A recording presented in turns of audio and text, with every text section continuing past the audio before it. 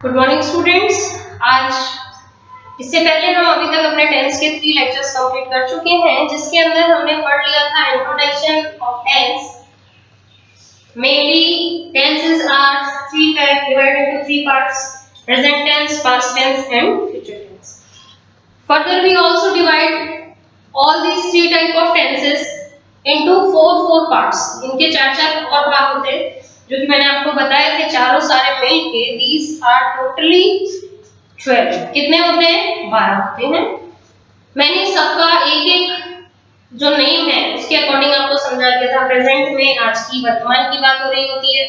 Second के अंदर past tense होता है, पास्ट टेंस के अंदर जो काम हो चुका होता है उसकी बात हो रही होती है। उसके बाद में जो फ्यूचर टेंस होता है उसमें आने वाले समय की बात होती है। उसके बाद हमने 4 वर्ड्स लिए थे: इंडेफिनिट, कंटीन्यूअस,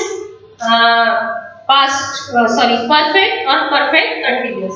तो सबसे पहले हम इंडेफिनिट की बात करते हैं। इंडेफिनिट सेंटेंसेस, चाहे वो प्रेजेंट के हो, पास्ट के हो, चाहे फ्यूचर के हो, सबके लिए एक ही मीनिंग है, अनिश्चित, जो कि हम आपको बता चुके हैं। ठीक है।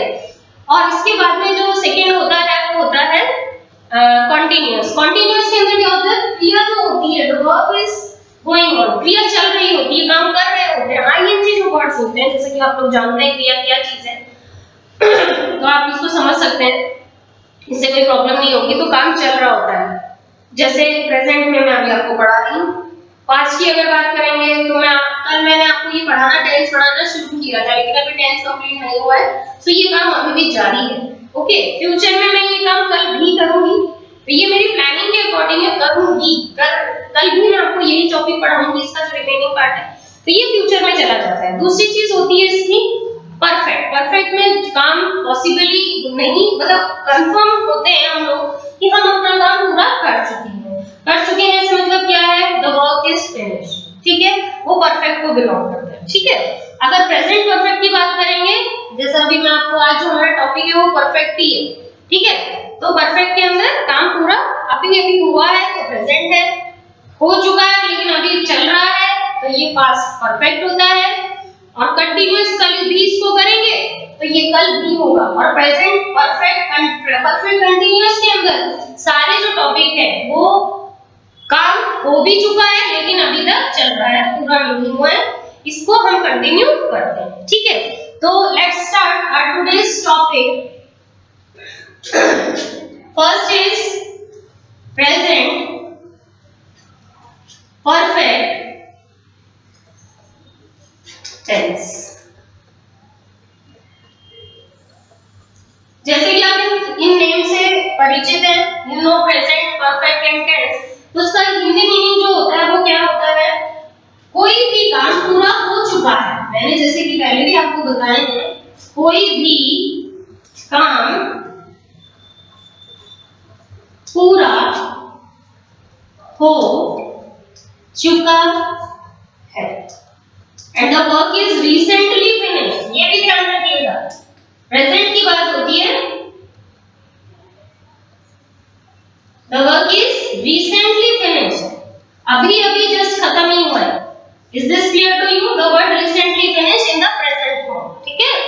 अब इसका एक फॉर्मूला मैं आप लोगों को लिखवाती हूँ, आप लोगों को इससे दिक्कत नहीं होगी। फॉर्मूला जो होता है उससे हमें पढ़ने में आसानी होती है। Subject plus has have plus verb का third form plus object.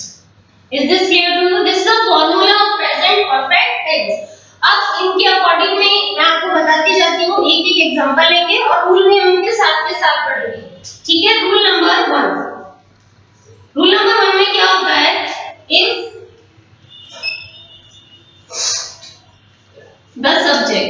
If the subject is singular, What are the singular subjects? ये आप लोग पहले से जानते हैं। सिंगुलर सब्जेक्ट के अंदर आते हैं he, she, it, etc. And जहां पर ये होगा उसके आगे हम हमेशा किसका यूज करेंगे? हैज का यूज करते हैं। किसका यूज करते हैं? we use has। उसके आगे क्या लगा देंगे? सब्जेक्ट के ठीक बाद में हम has लगा देंगे। if the subject is plural subjects कौन से होते हैं? I, you, we, they, these are the plural। अब आप लोगों को इन चीजों से आप बिल्कुल अच्छे से परिचित हैं, तो जहां भी सब्जेक्ट प्लूरल होगा उसके आगे हम हैव लगा देते हैं। क्या लगा देते हैं बच्चों?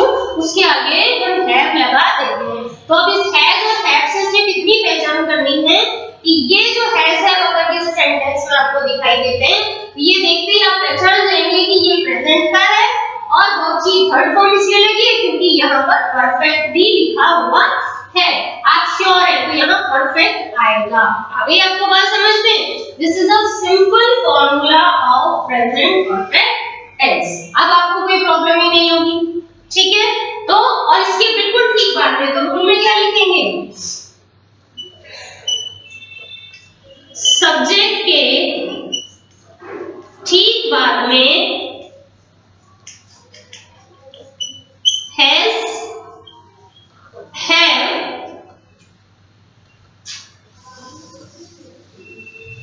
ये चीज नोट कर लिया आप लोगों ने? ठीक है।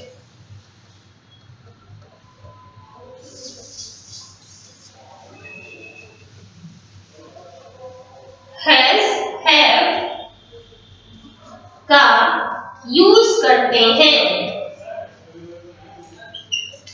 और क्या होता है? और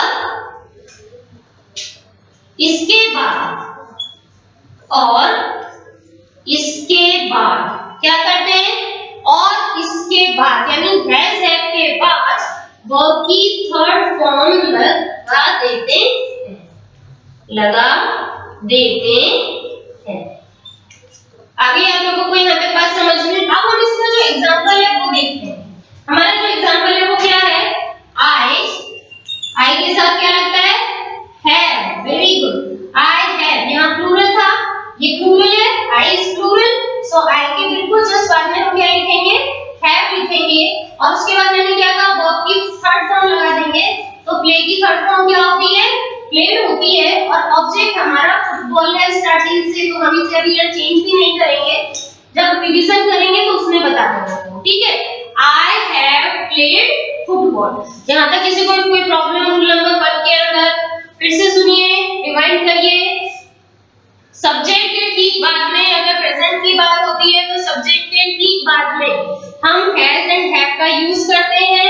अगर प्लूरल सब्जेक्ट होते हैं तो हैव लगा दिया जाता है, अगर सिंगुलर सब्जेक्ट होते हैं तो उसमें हैज लिख दिया जाता है। और जो हेल्पिंग वर्ब्स, ये क्या कहलाती है? दीस आर हेल्पिंग वर्ब्स और इसके ठीक बाद में हम वर्ब का थर्ड फॉर्म लगा देते हैं। Is this clear to everyone? Yes, please note all this lines. इसके बाद हम ये अफर्मेटिव का था, अब हम नेगेटिव का सेंटेंस लेते हैं। अगर हम नेगेटिव में लेते हैं तो उसका कुछ भी प्रॉब्लम नहीं है, आप सिर्फ नेगेटिव में क्या करेंगे? देखिए, अगर सेंटेंस नेगेटिव का होता है, the sentence of negative, rule number 2, फॉर्मूले में कोई चेंज नहीं आएगा। सब्जेक्ट जो है हमारा, सब्जेक्ट के साथ में हैज का यूज एज इट इज रहेगा, has and have, has and have, has और हैव एज इट इज रहते हैं, लेकिन उनके साथ नॉट लिख दिया जाता है। आगे आपको बात समझ में? जैसा कि मैं एग्जांपल भी लिख रही हूँ नेगेटिव का, I have not. Is this clear to you? हमने यह नॉट लिया है, देखिए ध्यान रखिए। और हम लिखने में क्या लिखेंगे? in negative sentences, in the negative sentences we use not after has है। बस आपको इतना सा ध्यान रखना है और कोई प्रॉब्लम नहीं होगी। Is this clear to you? फिर से सुनिए, नेगेटिव सेंटेंस होने पर, नकारात्मक वाक्य होने पर हम सब्जेक्ट के बाद में एज इट इज हैज है लिखते हैं और हैज है के ठीक बाद में हम नॉट का यूज करते हैं, यानी हम नॉट यहाँ लिखते हैं। ये हेल्पिंग वर्ब्स होती है, इनके ठीक बाद में नॉट आता है। हैज और हैव जो होती है वो प्रेजेंट परफेक्ट की वर्ब है, इसलिए ध्यान रखिएगा। हेल्पिंग वर्ब, जैसे प्रेजेंट में इज एम आर होते हैं, वैसे ही प्रेजेंट परफेक्ट की अगर बात होगी तो हम हमेशा हैज हैव का यूज करेंगे। आई आप लोगों को बात समझ में? वेरी गुड बेटा जी, आगे नोट करिए, प्लीज इसे नोट करिए, हम इसे आगे कंटिन्यू करते हैं। अब हमारा बचा है इंट्रोगेटिव सेंटेंस। अब जब इंटेरोगेटिव सेंटेंस की बात होती है तो वहां भी छोटा सा ही स्मॉल चेंज होता है। कोई भी सब्जेक्ट में कोई चेंज नहीं है, ऑब्जेक्ट में कोई चेंज नहीं है, वर्ब की फॉर्म में भी कोई चेंज नहीं है, लेकिन जो हमारा फॉर्मूला है उसके अंदर अब हम थोड़ा सा चेंज क्या करेंगे वो देखिए।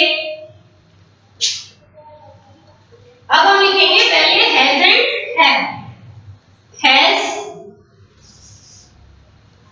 हैव प्लस सब्जेक्ट आ जाएगा, वर्ब की third form as it is रहेगी बच्चों, और उसके बिल्कुल बाद में क्वेश्चन मार्क सबसे लास्ट में लगा दिया जाता है। ये इसका लास्ट है इंटेरोगेटिव सेंटेंसेस में। क्या रूल होता है? एग्जांपल देखिए, वही हमारे एग्जांपल में हैज की जगह को हम आगे लेंगे। Have I played football. ठीक है, क्वेश्चन मार्क लिख दिया मैंने, करना कुछ नहीं है। क्या मैं फुटबॉल खेल चुका हूं? तो अब जब हम इसमें लिखेंगे तो हम क्या लिखेंगे? इन द इंटेरोगेटिव sentences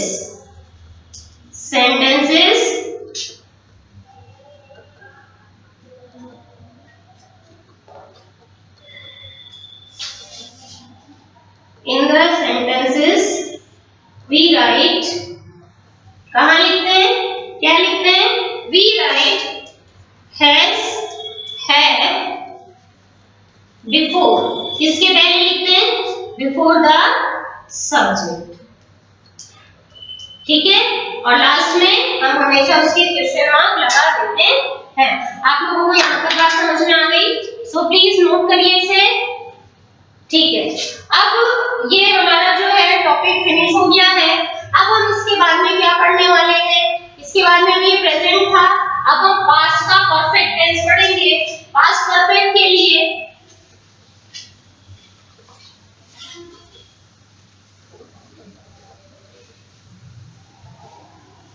उसमें भी 3 टाइप ऑफ जो सेंटेंसेस हैं इनमें कोई भी चेंज नहीं होता है, देखिए, है ना। तो हम क्या करते हैं, जब कोई चेंज नहीं होगा, एफर्मेटिव, नेगेटिव और इसी को लेके हम वापस से पास्ट परफेक्ट पढ़ते हैं। ठीक है, अब पास्ट परफेक्ट के लिए हम क्या लिखेंगे? Number 2, past perfect tense. Past perfect tense, past के अंदर वी आर श्योर कि हमारा काम पूरा हो चुका है। ठीक है, तो यहाँ पर फॉर्मूला जो है, फिर से हम एक फॉर्मूले की बात करते हैं। हमारा फॉर्मूला जो होगा वो होगा सब्जेक्ट प्लस हैड। वहां पे हैज था, यहाँ पे हैड आ जाएगा, वर्ब का third form plus object as it is रहेगा, देयर इज नो चेंज और कुछ। ठीक है, फर्दर इसमें कोई चेंज नहीं होगा, हम कंफर्म है वही चीज है। तो हमारा एग्जांपल देखिए, फर्स्ट वाला एफर्मेटिव का। एफर्मेटिव एग्जांपल्स के लिए अगर हम बात करें तो सब्जेक्ट के साथ आई हैड, अब यहाँ क्या लग जाएगा? I had played football. मेरा काम फिनिश हो चुका है, पूरा हो चुका है। I had played football. फॉर्मूले को देखेंगे और उसके अकॉर्डिंग हम नोट करेंगे। तो I had played football, verb की थर्ड फॉर्म होती है, इसमें कोई भी चेंज नहीं होगा। ठीक है, कोई प्रॉब्लम किसी को? या फिर अगर एक दूसरा एग्जांपल ले, हैज हैव की जगह हम क्या लेते हैं? यहाँ हैड लेते हैं। ठीक है, तो इसमें क्या लिखेंगे? Rule number 1, past perfect tenses में, पास्ट परफेक्ट सेंटेंसेस में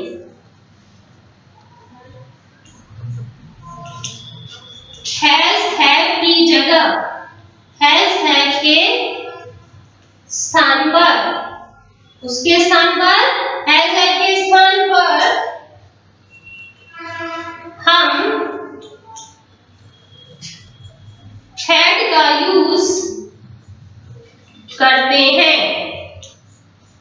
आगे आप लोगों को बात समझ में है, किसी को कोई दिक्कत नहीं होनी चाहिए। यहाँ हैड लगेगा, बस आपको इतना ध्यान रखना है, क्योंकि हम लोग श्योर होते हैं कि हमारा अबाउट जो किया था हमने वो पूरा हो चुका है। अब अगर मैं एग्जांपल लेती हूँ नेगेटिव का, देखिए नेगेटिव के एग्जांपल में क्या हो जाएगा, हैड के तुरंत बाद में नॉट लग जाता है।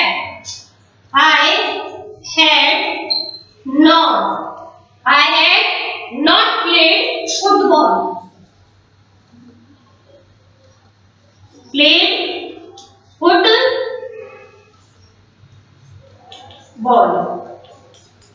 ठीक है, करना कुछ नहीं है, हेड के ठीक बाद में हम नॉट लगा देते हैं, तो ये हमारा नेगेटिव सेंटेंस हो जाएगा। यहाँ किसी को कोई प्रॉब्लम नहीं होनी चाहिए। तो ये दो सेंटेंस के एग्जांपल्स तो मैंने आपको बता दिए। अब हमारा आता है इंटेरोगेटिव सेंटेंस। इंटेरोगेटिव सेंटेंस में भी सिंपल वही फंडा है जो अभी तक हमारा काम कर रहा है। हम सब्जेक्ट को पीछे ले जाते हैं और हेड को आगे ले आते हैं। ठीक है, रूल नंबर 2 में क्या था, नेगेटिव सेंटेंसेस में, कौन से सेंटेंस में, अगर पास्ट परफेक्ट के सेंटेंस है तो उसके ठीक बाद में हम क्या लिख देते हैं, पास्ट परफेक्ट में हैड का यूज करते हैं, ना कि हैज का यूज होता है। Is this clear to you students? Very good. Now come to the last example of past perfect. Past perfect में जो लास्ट एग्जांपल है that is interrogative. Interrogative sentence में क्या होगा, हैड पीछे से यानी सब्जेक्ट के बाद से उठकर आगे आ जाता है, तो यहाँ पर क्या बनेगा, हैड आई प्लेड फुटबॉल। आगे आप लोगों को बात समझ में है, किसी को कोई प्रॉब्लम नहीं? Yes, very good.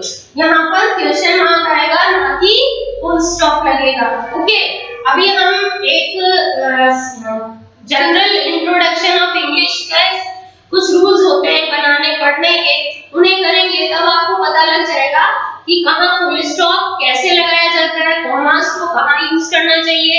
सेंटेंस बनाने के लिए भी कुछ शर्तें होती हैं, उन्हें भी हमें फॉलो करना पड़ता है। तो करना कुछ नहीं है, रूल के अकॉर्डिंग। रूल नंबर 3 क्या हुआ इसके अंदर, we write had या we use had before, किसके before, before the subject। is this clear to you? ये लास्ट था और यहाँ पर अब हमारा past perfect tense फिनिश हो चुका है, अभी पूरा हुआ है। तो देखिए हम रोज दैनिक कार्यों में जो इंग्लिश हिंदी में बोलते हैं, अगर अब आप इनसे परिचित हो गए हैं तो आप उन्हीं सेंटेंसेस को जो कि हम बोल रहे हैं हिंदी में, उन्हें हम इंग्लिश में कन्वर्ट कर सकते हैं। ठीक है, अब हमारा आज का जो लास्ट लेक्चर का टॉपिक बचा है दैट इज फ्यूचर परफेक्ट। देखिए मैंने आपको पहले भी बता दिया है, इन्हें रटने की बिल्कुल भी जरूरत नहीं है, आप इन्हें आराम से छोटा छोटा पढ़ेंगे तो आपको कोई दिक्कत नहीं होगी। समझ आ रही है बच्चों? इतना कंफ्यूज मत होइए, कोई बॉदर नहीं है, किसी के ऊपर कोई फाउंडेशन नहीं है कि इसे आज के आज ही याद करिए, बस it just need a practice. ये सिर्फ आपके साथ प्रैक्टिस मांगता है। फॉर्मूला सामने रखेंगे, आराम से पढ़ेंगे, प्रैक्टिस करेंगे बार-बार। मैंने जैसा कि अभी कहा कि आप जो दैनिक दिनचर्या के काम है उन्हें अगर हम करते हैं तो आपको कोई भी प्रॉब्लम नहीं आएगी। वही जो आप बोल रहे हैं उन्हें ही हम हिंदी में लिख लेते हैं इंग्लिश में, तो कोई प्रॉब्लम नहीं आती। Now that the term is future perfect tense. This is the last type of perfect tense. Okay, future का मतलब आपको पता ही लग गया। फ्यूचर के लिए हम विल या शैल का यूज करते हैं, most probably we use will. Okay, ज्यादातर हम विल का यूज करते हैं। तो अब हम अपने रूल्स और एग्जांपल्स को लेके आगे चलते हैं। Right, subject very good, formula लिख सकते हैं। We write subject plus will shall, यहाँ क्या लगा देंगे, या तो विल आएगा या फिर शैल आएगा प्लस हैव। ठीक है, क्योंकि हम फ्यूचर की बात कर रहे हैं। अब आपको कोई दिक्कत नहीं है, विल के साथ में हैव, शैल के साथ में भी हैव का यूज करेंगे। प्लस परफेक्ट है इसलिए यहाँ वर्ब की थर्ड फॉर्म होगी और लास्ट में हमारा ऑब्जेक्ट एज इट इज रहेगा। फॉर्मूला देख के अगर हम एग्जांपल बनाते हैं तो हमें कोई भी दिक्कत नहीं होती है। आप लोग इतनी देर से एक ही एक एग्जांपल ले रहे हैं, चलिए हम देखते हैं एग्जांपल नंबर 1 एफर्मेटिव की। एफर्मेटिव में सिंपल आपके सामने मैंने जो फॉर्मूला लिखा है हम उसी को फॉलो करते हैं और एग्जांपल हमारा जो चल रहा है हम उसी को लेते हैं। फिर जब हम रिवीजन करेंगे तो नए फॉर्मूला नए एग्जांपल्स के साथ करेंगे। I will, क्या लिखेंगे, I will have, ये परफेक्ट है तो I will have played लग जाएगा। आपको पता है वर्ब का थर्ड फॉर्म जैसा कि हम बताते आ रहे हैं। आप लिखेंगे football, football is an object है। I will have, क्या लिखेंगे, I will have। देखिए मैंने क्या कहा, सब्जेक्ट के ठीक बाद में मैंने will का यूज किया है, ये चीज फ्यूचर को बताती है। हैव प्लेड जो वर्ड दिया हुआ है ये हमेशा वर्ब की थर्ड फॉर्म को डिनोट करता है। हैव यहाँ पर कौन है, हैव यहाँ पर एज अ हेल्पिंग वर्ब हमने काम लिया है, तो कोई प्रॉब्लम आप लोगों को, ओके। तो हम लोग इसमें आप चाहे तो लिख सकते हैं विल के बाद में हैव और हैव के ठीक बाद में हम वर्ब की थर्ड फॉर्म यूज करते हैं। If the sentence of negative, अगर हम नेगेटिव सेंटेंसेस का काम लेते हैं तो हम क्या करते हैं, will के ठीक बाद में, यहाँ देखिए ध्यान दीजिएगा, I will not have played football, okay, कोई प्रॉब्लम नहीं। यहाँ will के ठीक बाद में नोट लगता है और हैव के ठीक पहले नोट लिख लीजिए। आप लिखना चाहे फुल में नेगेटिव में तो आप इसे नोट कर सकते हैं। हम नॉट का यूज इन नेगेटिव सेंटेंसेस में, ओके, हम नॉट का यूज विल के ठीक बाद में और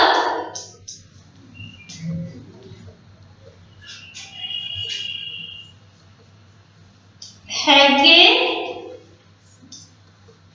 ठीक पहले, ठीक है, हैव के ठीक पहले करते हैं।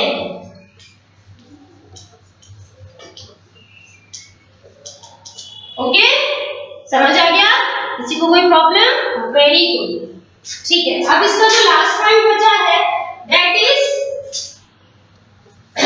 Interrogative sentence, okay. Interrogative sentence जैसे कि अभी तक पढ़ रहे हैं बिल्कुल सेम वही है, क्या है, एज हैव पहले आ जाता है, ठीक है। एग्जांपल नंबर 3 इंटेरोगेटिव सेंटेंसेस में मैंने क्या कहा, विल शैल पहले आ जाएगा, बाकी फॉर्म ऐसे कैसे रहेगी, will I played, sorry have लगेगा हमने यहाँ पर बिकॉज ये फ्यूचर की बात है, हेल्पिंग वर्ब लगाएंगे, will I have played football and question mark because the sentence is sorry interrogative. Now the future perfect tense is also completed from my side. अभी इसके अंदर रूल में कोई प्रॉब्लम नहीं है, अगर आप चाहें तो आप लिख सकते हैं इंटेरोगेटिव सेंटेंसेस में, इंटेरोगेटिव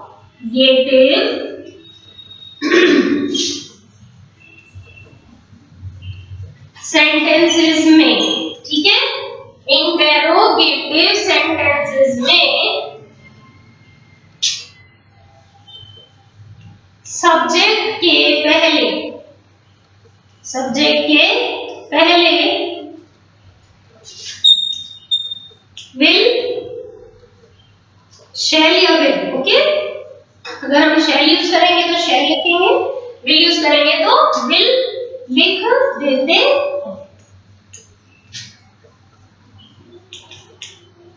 फाइन। तो आज हम अपनी क्लास में इसे ही पढ़ेंगे। And the future perfect tense is completed from my side. देखिए बच्चों, यहाँ कोई टेंशन वाली बात नहीं है। आज हमने सिर्फ परफेक्ट टेंस पढ़ा, इसीलिए मैंने छोटे-छोटे पार्ट्स में आपको पढ़ा रही हूँ ताकि आपको कोई प्रॉब्लम नहीं हो। बस आपको अपनी कॉपी को खोलना है, इन्हें नोट करना है।